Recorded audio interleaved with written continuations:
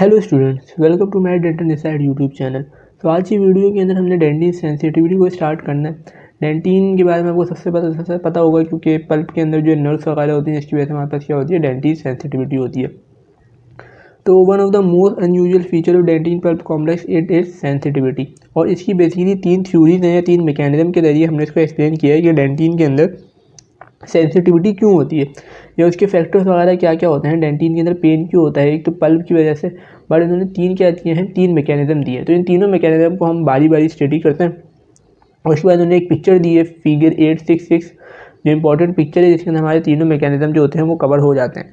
तो इनको स्टार्ट करते हैं। सबसे पहला मैकेनिज्म जो हमारे पास है वो ये है कि the dentin contain nerves ending that respond when it is stimulated. ये कह रहे हैं कि पहले मैकेनिज्म के अंदर ये होता है कि डेंटिन के अंदर कुछ नर्व्स की एंडिंग्स आ रही हैं, और जब वो स्टिमुलेट होती हैं, सही है, तो वो क्या करती है, वो रिस्पॉन्ड करती हैं। इसकी वजह से डेंटिन के अंदर सेंसिटिविटी होती है ठंडा गर्म खाने की वजह से। तो नर्व्स के ऊपर जाकर लगता है और वो स्टिमुलेट होती है, उसकी वजह से हमारे पास क्या आता है, रिस्पॉन्स आता है। जो सेकंड मैकेनिज्म की बात करें, अभी इन सबको हम डीपली डिस्कस करेंगे, बट ओवरव्यू में क्या है कि पहले में ये कहते हैं कि डेंटिन के अंदर कुछ नर्व एंडिंग होती है। सेकंड के अंदर ये कहते हैं the odontoblast serve as receptor, कि ओडोंटोब्लास्ट जो होते हैं वो रिसेप्टर के तौर पे एक्ट करते हैं और and are couple to nerves in the pulp. और वो क्या करते हैं, नर्व्स जो होती हैं पल्प के अंदर उसके साथ कपल हो जाते हैं। तो इसकी वजह से भी डेंटिन में सेंसिटिविटी हो सकती है। और थर्ड की बात करते हैं, the tubular nature of dentin permits fluid movement to occur within the tubule when stimulus is applied, a movement registered by pulpal free ending close to the odontoblast. यानी कि बात करें कि डेंटिन के अंदर क्या होता है, कुछ फ्लूइड की मूवमेंट हो रही होती है, और जिसकी वजह से जब वो आके पल्प की फ्री एंडिंग के साथ जाके वो रजिस्टर्ड होते हैं, अप्लाई करते हैं, तो वो क्या करते हैं, वो सेंसिटिविटी कॉज करते हैं।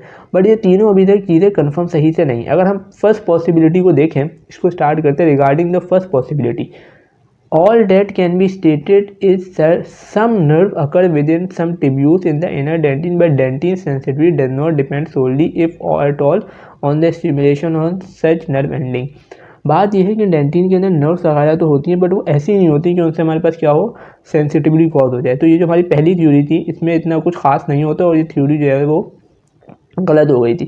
अगर आप ए को देखो तो ये ए के अंदर इन्होंने दिखाई हुई नर्व, ये है, ये हमारे पास डेंटिन है, सही है, ये डेंटिन है पूरा, और यहाँ से ये नर्व आ रही है, जहाँ पर डेंटिन में आएगी, कोई भी चीज़ स्टिमुलेट करेगी इसको, तो क्या होगा, नर्व एंडिंग्स के जरिए जाएगा और जाके पल्प पे जाएगा, और पल्प से हमारे पास नर्व जाएंगे, वो ब्रेन की तरफ जाएंगे। ठीक है, तो ये पहली थ्योरी उन्होंने बताई हुई है। सेकंड की बात करते हैं। अगर हम सेकंड की बात करें, the second possible mechanism to explain dentin sensitivity consider that the odontoblast to be a receptor.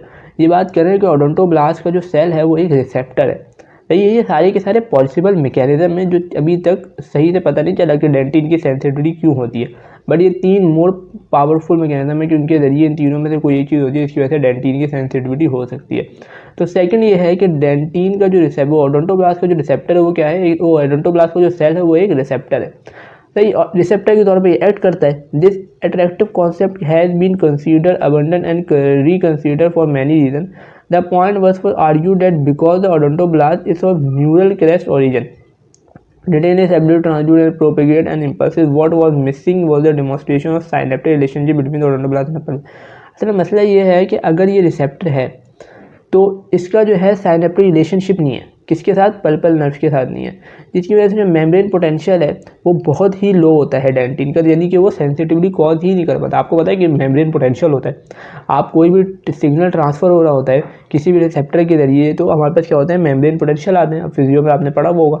But dentin का जो ओडोंटोब्लास्ट का जो मेम्ब्रेन पोटेंशियल है वो बहुत लो होता है, यानी कि वो ट्रांसडक्शन कर ही नहीं पा रहा होता। ठीक है, तो ये सारी चीज़ें यहाँ पे ये लिखी हुई हैं कि इसके अंदर गैप जंक्शंस होते हैं वो बहुत कम होते हैं, इसकी वजह से क्या होती है, वो नहीं हो पाती। यही तो ये वाला मैकेनिज्म भी फेल है। इसने डीप नहीं जाना, बस हम लोग को थोड़ी थोड़ी चीज़ें डिस्कस करनी है। फर्स्ट के अंदर कि डेंटिन के अंदर नर्व्स होती है, सेकंड के अंदर ओडोंटोब्लास्ट रिसेप्टर के तौर पे एक्ट कर रहा होता है, और थर्ड के अंदर क्या है जो अभी तक एक्सप्लेन हुआ है कि इसको लोग सही मानते हैं कि इस तरीक़े से होता है। क्यों होता है मैं बताता हूँ। इसमें यह है कि जो डेंटिन की सेंसिटिविटी है वो क्या कर रही है, fluid through the dentinal tubule. Dentin की सेंसिटिविटी इस वजह से होती है कि इसके अंदर कुछ फ्लूइड होता है जो मूव करता है, तो ये जिसकी वजह से हमारे पास क्या होता है, ठंडा गर्म महसूस होता है। ये होता है हाइड्रोडायनेमिक थ्योरी, इसे हम कहते हैं हाइड्रोडायनेमिक थ्योरी। ये एमसीक्यूज के अंदर आती है।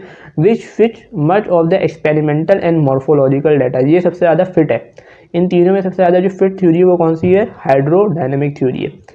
ये प्रपोज करती है the fluid movement through the dentinal tubule distort the local pulpal environment and is sensed by the free nerve ending in the plexus of रश्को।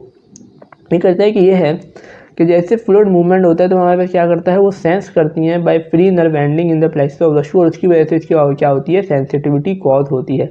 Thus, when dentin is first exposed, a small bulb of fluid can be seen on the cavity floor when the cavity is dry with air or अच्छा, अब इसको सब सही क्यों मानते हैं? इसका एक रीज़न है कि जब भी हम डेंटिन को एक्सपोज करते हैं किसी भी प्रोसीजर के अंदर, तो डेंटिन के अंदर से हमारे पास क्या होता है? फ्लूइड निकलता है। तो ये तो इस थ्योरी को इस बुनियाद के ऊपर कि डेंटिन के अंदर फ्लूइड है जिसकी वजह से उसकी सेंसिटिविटी कॉज हो रही है, तो इस बुनियाद के ऊपर थ्योरी को हम क्या करते हैं? सबसे ज़्यादा फिट कंसीडर करते हैं। तो इन्होंने यहाँ पे यही पूरी बात लिखी हुई है that when dentin is first expose small blebs of fluid can be seen on the cavity floor when the cavity is dry with air or cotton wool a greater loss of fluid is induce leading to more movement or more pain. This increased sensitivity at the dentino-enamel junction is explained by the profuse branches of the tubules in this region.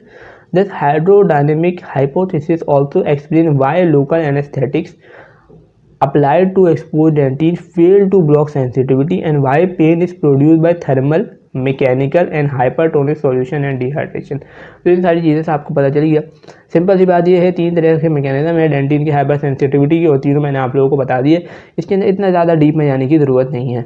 Next part जो हम अगले part के अंदर discuss करेंगे वो pulp stone को discuss करेंगे, और हमारा यहाँ पे चैप्टर पूरा ये ख़त्म हो जाएगा। बाकी वीडियो अच्छी लगी तो चैनल को सब्सक्राइब करो, वीडियो को लाइक करो, क्योंकि बहुत सारे बच्चे ऐसे हैं जो सब्सक्राइब नहीं कर रहे चैनल को। तो आगे मुझे भी मोटिवेशन मिले यार आगे वीडियोज़ बनाने की। सो बेस्ट ऑफ लक, अल्लाह हाफिज़, थैंक यू।